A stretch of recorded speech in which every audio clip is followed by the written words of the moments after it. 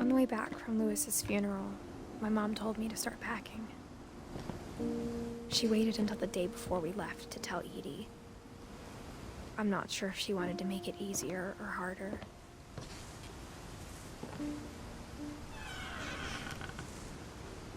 I wish we'd stayed. But I understand why we left.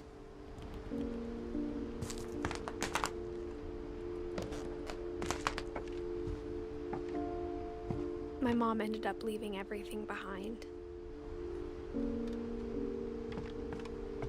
What happened that night had been coming for a long time. Maybe it should have come sooner.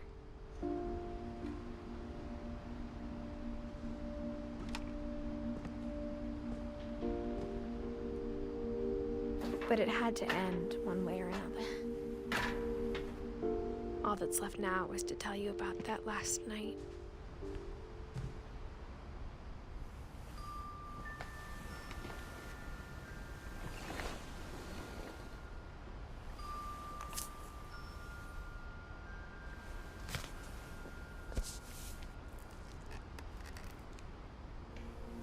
That whole last day, Edie just watched us pack and didn't say a word. Until supper, when she raised her glass and said, "To our final night together, and all our final nights apart." Grandma, you know what I said about alcohol. Some of your medications are very Edith, specific. I left a present for you in the hallway. Why don't you go open it? The grown-ups have to argue now. I'm sorry, you're right. We're all leaving tomorrow. Let's just enjoy our last... I'm not leaving. Edith, you're excused.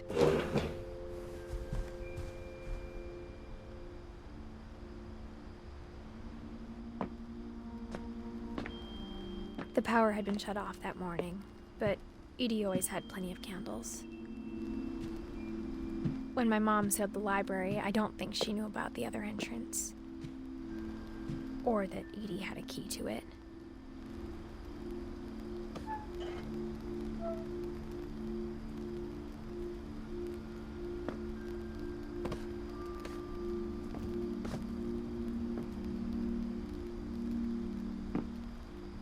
That thing you're afraid of isn't going to end when you leave the house. Edith has a right to know these stories. My children are dead because of your stories. I think it's best if Edith and I leave tonight. We'll have the nursing home send a van for you in the morning, okay?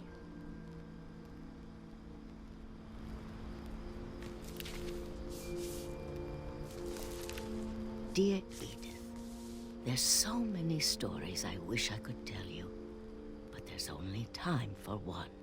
This is about what happened on the night you were born. That night, the tide went way, way out.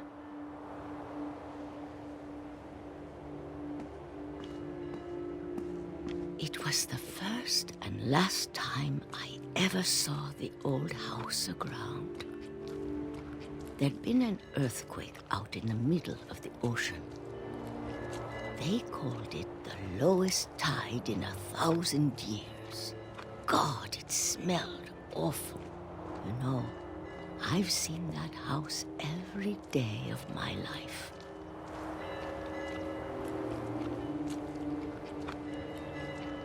But I never thought I'd go back to it. When the fog rolled in, I lost my way.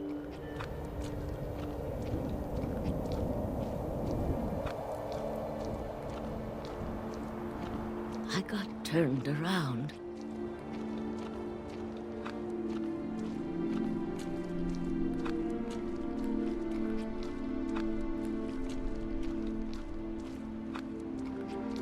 I started seeing things.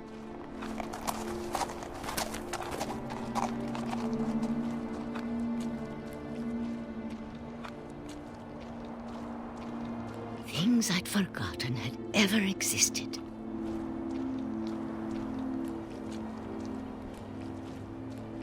But when I saw them, they felt like old friends. That night, a lot of things came back to me. Or maybe I came back to them.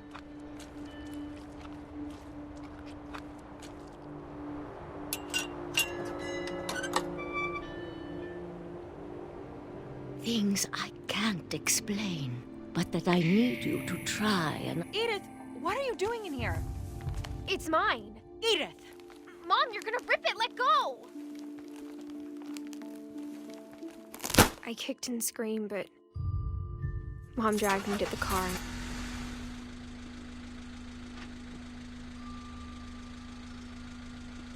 I never saw Great-Grandma Edie again.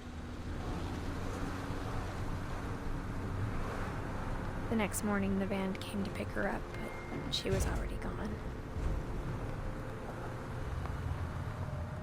After that, we moved around a lot.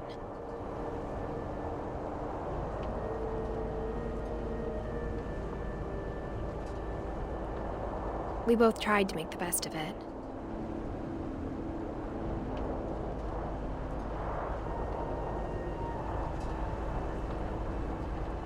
A few years went by.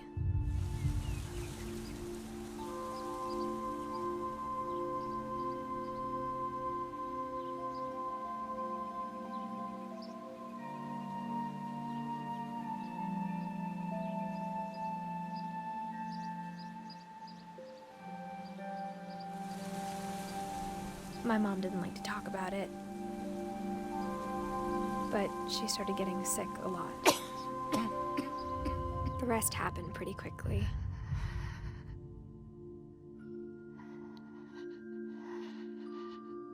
She got better for a while, and then she didn't.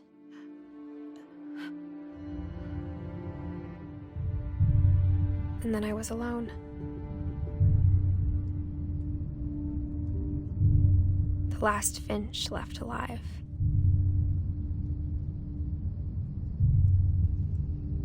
Until I found out about you. I'm still not sure what to tell you about all this. If we lived forever, maybe we'd have time to understand things.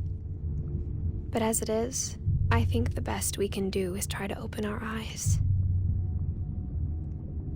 And appreciate how strange and brief all of this is.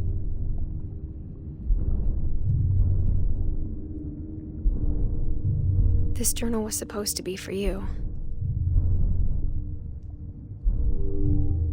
But now I hope you'll never see it. I just want to meet you and tell you all these stories myself. But I guess if you're reading this now, things didn't work out that way.